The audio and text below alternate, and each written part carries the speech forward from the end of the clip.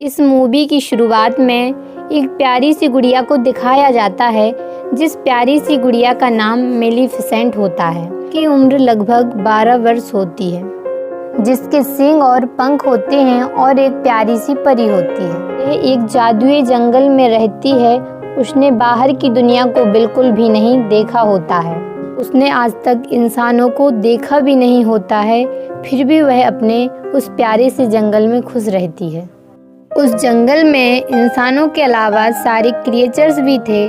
दिन मेलिफिसेंट जंगल में कहीं जा रही होती है और उसे एक छोटा सा लड़का दिखाई देता है। जो छोटा सा लड़का उसी की उम्र का था। वह उससे पूछती है, तुम कौन हो और यहाँ क्या कर रहे हो? छोटा सा बच्चा मेलिफिसेंट को बताता है कि मैं एक पास के राज्य में रहता हूँ। मुझे यहाँ पर एक हीरा दिखा जिसको मैंने उठा लिया। मेलिफिसेंट उस लड़के से उस हीरे को वापस मांग लेती है। मेलिफिसेंट उस लड़के से कहती है कि मैं तुम्हें तुम्हारे राज्य तक वापस छोड़ देती हूँ।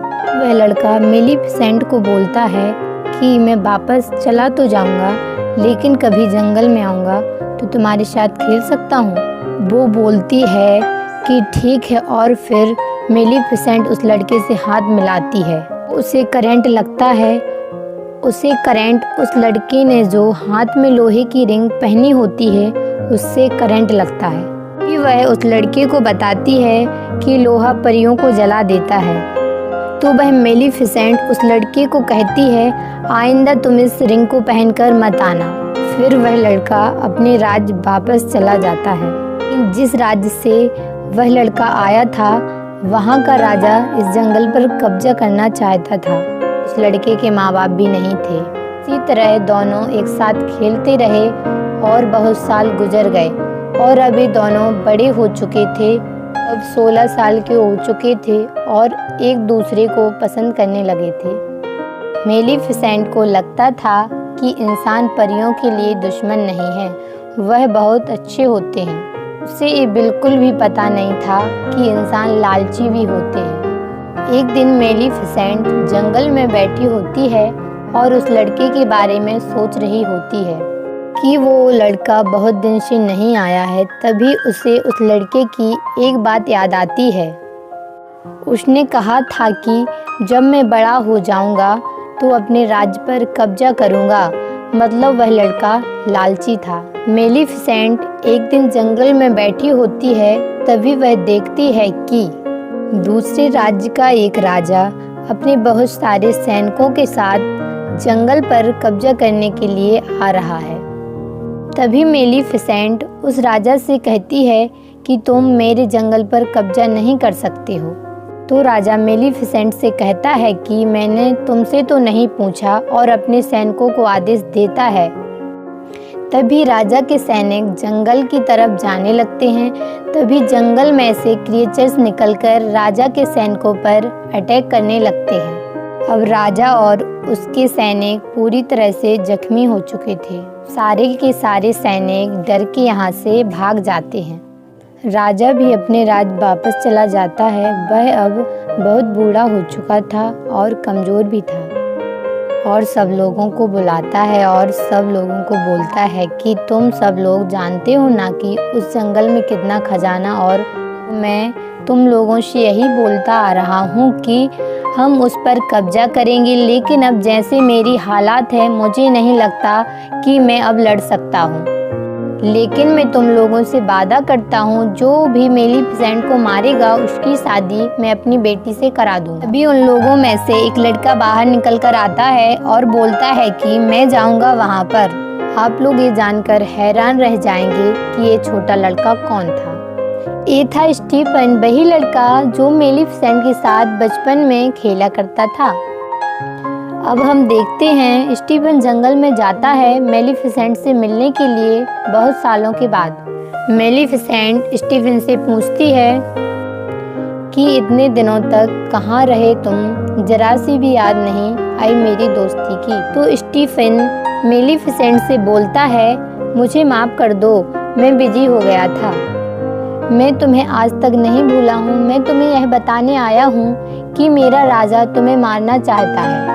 इसके बाद दोनों आपस में बैठकर बातें करने लगते हैं और मेलिफिसेंट स्टीफन को माफ़ कर देती है क्योंकि वह उस पर भरोसा करती है। उसे बिल्कुल भी पता नहीं होता है कि स्टीफन बहुत लालची इंसान था। वो पानी में मिलाकर नशीली दवा पिला देता है जिससे मेलिफिसेंट बेहोश हो जाती है। अब स्टीफन चाकू उठाता है और मेलिफिसेंट के पंख काट लेता है। जब अगली सुबह मेलिफिसेंट की आंख खुलती है तो देखती है कि उसके पर नहीं होते हैं, पर की जगह गहरे जख्म थे। तो वह चिल्लाने लगती है, रोने लगती है।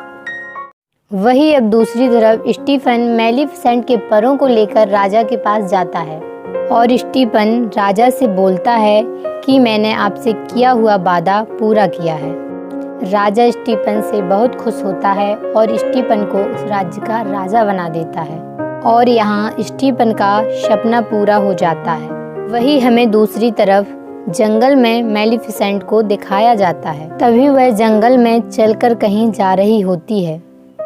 तभी वह देखती है कि एक शिकारी किसी कौवा को मारने वाला होता है। उसे ये चीजें बिल्कुल भी बर्दाश्त नहीं होती हैं। तभी उस कौवा को इंसान बना देती है। शिकारी वहां से डर कर भाग जाता है। वो कौवा जो कि अब इंसान बन चुका था, वो अब मेलिफिसेंट के पास आकर बोलता है शुक्रिया और बोलता है कि आपने ऐसा क्यों किया। तो मेलिफिसेंट बोलती है कि बस मेरे दिल में दया आ गई थी और वह बोलता है कि अब मैं आपकी सारी जिंदगी गुलामी करूँगा, आपकी हर बात मानूंगा। वह इंसान बनकर बहुत खुश होता है। मेलिफिसेंट ने उसका नाम डेरेवल रखा है। अब डेरेवल मेलिफिसेंट के लिए जानकारी लाकर देता है। तभी मेलिफिसेंट को पता चलता है स्टीफन ने राजा बनने की लालच में उसके फर काट लिए थे, तो इसलिए मेलिफिसेंट को इंसानों से नफरत होने लगती है। अब हम अगले सीन में देखते हैं स्टीफन की शादी राजा की बेटी से हो चुकी थी और स्टीफन के यहाँ एक लड़की का जन्म होता है। वहाँ एक पार्टी हो रही होती है जिसमें बहुत से लोग आए हुए थे।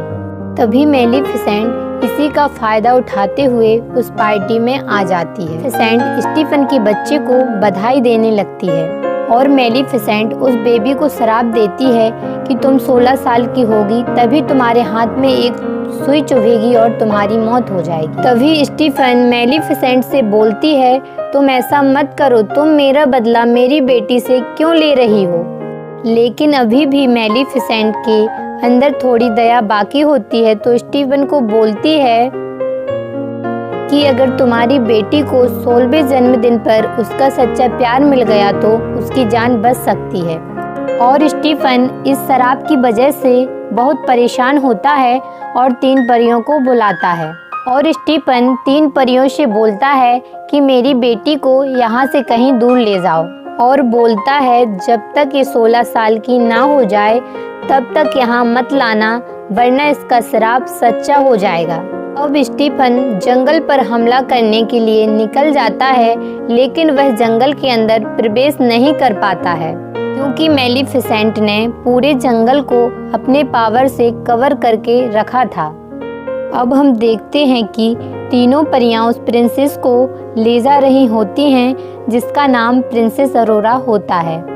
लेकिन मेलिफिसेंट को पता था कि अब प्रिंसेस अरोरा कहाँ पर रह रही है। मेलिफिसेंट प्रिंसेस अरोरा को बहुत डराने की कोशिश करती है, लेकिन प्रिंसेस अरोरा हंसने लगती है। अब मेलिफिसेंट उस प्रिंसेस अरोरा को चाहने लगती है। वो तीनों परियां प्रिंसेस अरोरा की बहुत अच्छे से देखभाल करती थीं और खुद मेलिफिसेंट प्रिंसेस अरोरा की जान बचाती, कभी पहाड़ से गिरने से तो कभी वृक्ष से नीचे गिरने से। समय के साथ साथ प्रिंसेस अरोरा अब बड़ी होने लगती है। अब प्रिंसेस अरोरा पूरे 15 साल की हो चुकी थी। अब 1 साल बाद ही उसका श्राप पूरा होने वाला ही था। अब 3 परियां जहां पर उसे लेकर आई थीं, उसके चारों तरफ ऊंची ऊंची लकड़ियां थीं। प्रिंसेस अरोरा ने इसकी बाहर की दुनिया को देखा भी नहीं था। तभी वो वहां पर एक दिन जाती है, तभी उसे एहसास होता है कि कोई है यहाँ पर। तो प्रिंसेस अरोरा बुलाने लगती है, लेकिन वहां पर तो मेलिफिसेंट होती है। तो प्रिंसेस अरोरा मेलिफिसेंट के सामने चली जाती है। तभी प्रिंसेस अरोरा खुशी से चिल्लाने लगती है और बोलती है, आप तो वही हो जो मेरा ध्यान बचपन से रख रही हो, लेकिन आप मेरे सामने क्यों नहीं आई? आप तो मेरी गॉड मदर हैं। मेलिफिसेंट प्रिंसेस अरोरा को बहुत चाहने लगती है और अब वो बिल्कुल भी नहीं चाहती थी कि मैंने जो शराप इसे दिया है अब कभी भी इसे लगे। उन दोनों की अब दोस्ती हो चुकी थी।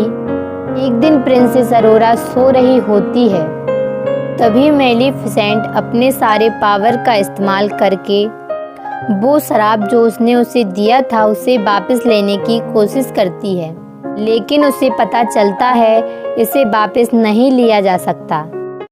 तभी अगले सीन में प्रिंसेस अरोरा और मेलिफिसेंट को दिखाया जाता है, जहां प्रिंसेस अरोरा मेलिफिसेंट से पूछती है, आपके पर कहाँ गए हैं? सारी परियों की पर होते हैं। तभी मेलिफिसेंट प्रिंसेस अरोरा को बताती है कि किसी इंसान ने मुझसे उनको छीन लिया था।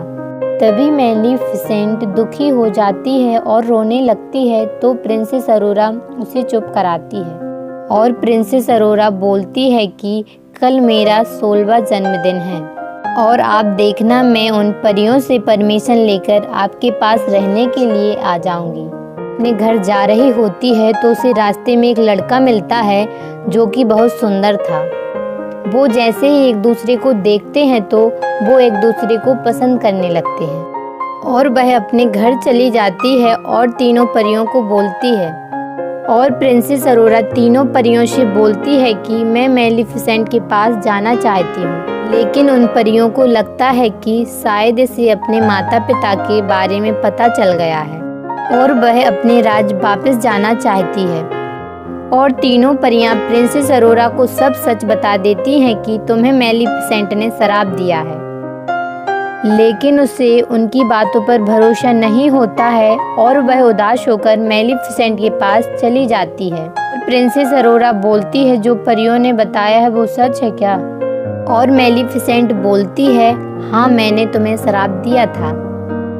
तुम्हें शराप तुम्हारे पिता की वजह से दिया था, लेकिन अब मेरा दिल बदल चुका है। मैं अब नहीं चाहती हूँ कि तुम मर जाओ, मैं तुम्हें बहुत चाहती हूँ। लेकिन प्रिंसेस अरोरा दुखी होकर अपने राज्य वापस चली जाती है और प्रिंसेस अरोरा अपने पिता स्टीफन के गले लग जाती है और बोलती है कि मैंने आप लोगों को बहुत मिस किया है। स्टीफन को उन तीन परियों पर बहुत गुस्सा आता है और वह अपने सैनिकों को बोलते हैं कि इसे एक कमरे में बंद कर दो जहां पर कोई नुकीली चीज ना हो।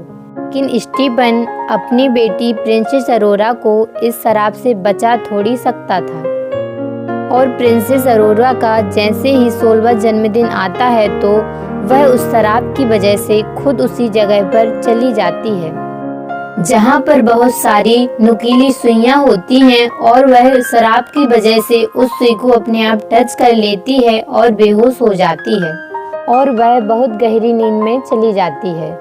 वही दूसरी तरफ मेलिफिसेंट भी बहुत दुखी होती है,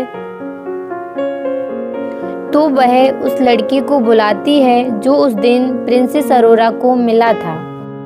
उसे लगता था कि ये एक दूसरे को पसंद करते हैं, अगर ये प्रिंसेस अरोरा को मिल जाए तो वो गहरी नींद से जाग जाएगी।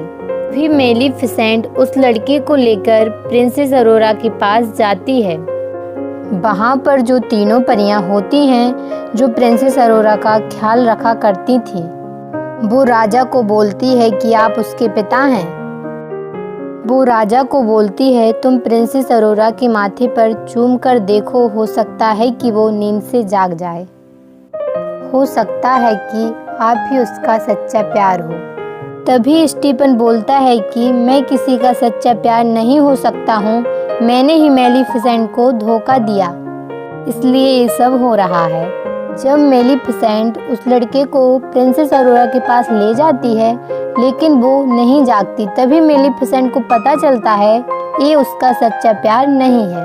मेलिफिसेंट प्रिंसेस अरोरा को देखकर रोने लगती है और बोलती है, तुम्हारी बहुत याद आएगी, और मिस करती हुई उसके माथे को चूमती है। और वहाँ से जाने लगती है। तभी पीछे से प्रिंसेस अरोरा की आवाज़ आती है और बोलती है, रुकिए गॉड मदर। तभी पता चलता है प्रिंसेस अरोरा का सच्चा प्यार मेलिफिसेंट ही होती है। और प्रिंसेस अरोरा मेलिफिसेंट से बोलती है कि मैं आपके साथ जंगल में रहना चाहती हूँ। तभी मेलिफिसेंट और प्रिंसेस अरोरा जाने ही वाली होती हैं कि स्टीफन के लोग उसके ऊपर जाल डाल देते हैं। वो जाल लोहे का होता है जो परियों को जला सकता था। मेलिफिसेंट अब मजबूर हो जाती है और जो कौवा उसके साथ रहता था उसे ड्रैगन बना देती है। वो ड्रैगन अब मुंह से आग निकालने लगता है और सारे लोगों को जला देता है। तभी यहाँ पर स्टीफन अपने लोगों के साथ आ जाता है और उसने लोहे का कवच पहन रखा होता है ताकि मेलिफिसेंट को हमेशा के लिए खत्म कर दे। वहीं दूसरी तरफ प्रिंसेस अरोरा को मेलिफिसेंट के पंख नजर आते हैं। वो उन्हें आज़ाद कर देती है और वो पंख मेलिफिसेंट को जाकर लग जाते हैं और अपने साथ स्टीफन को उड़ाकर ले जाती है। स्टीफन ने मेलिफिसेंट के पंखों को पकड़ा होता है ताकि वह उड़ ना सके, लेकिन जैसे ही वो दोनों ऊपर से गिरने वाले होते हैं तो मेलिफिसेंट अपने पंखों को खोल लेती है। तभी स्टीफन जमीन पर गिरकर मर जाता है। अब वहाँ का जंगल और राज्य एक हो जाता है। सब मिलजुल कर रहने लगते हैं। इस मूवी का पार्ट 1 यहीं ख़त्म होता है। अगर मेरी वीडियो की एक्सप्लेनेशन अच्छी लगी हो तो मेरे चैनल को सब्सक्राइब करें, लाइक करें, शेयर करें और कमेंट करें।